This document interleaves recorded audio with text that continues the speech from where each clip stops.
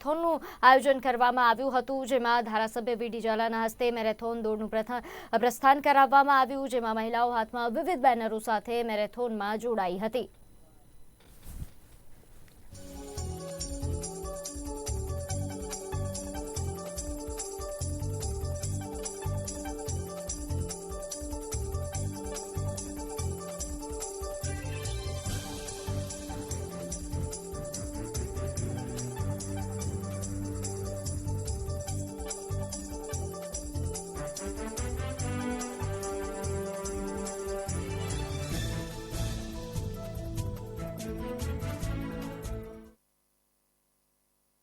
આજે ભારતીય જનતા પાર્ટી કેન્દ્રીયની સૂચના અનુસાર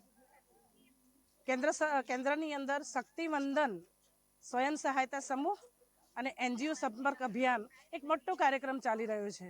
ત્યારે કાર્યક્રમના ભાગરૂપે આજે ગુજરાત પ્રદેશ મહિલા મોરચા દ્વારા તમામ ગુજરાતના તમામ જિલ્લાઓની અંદર જિલ્લાના મથકો પર મેરેથોન દોડનું આયોજન કરવામાં આવેલું છે. એના ભાગરૂપે જ્યારે આજે હિંમતનગર જિલ્લા મહિલા મોરચા દ્વારા મહાવીરનગર સર્કલથી બગીચા સુધી મેરેથોન દોડનું ખૂબ સુંદર આયોજન કરવામાં આવ્યું છે. આ કાર્યક્રમની અંદર આ જિલ્લાની તમામ બહેનોએ ખૂબ સુંદર રીતે ભાગ લીધો છે.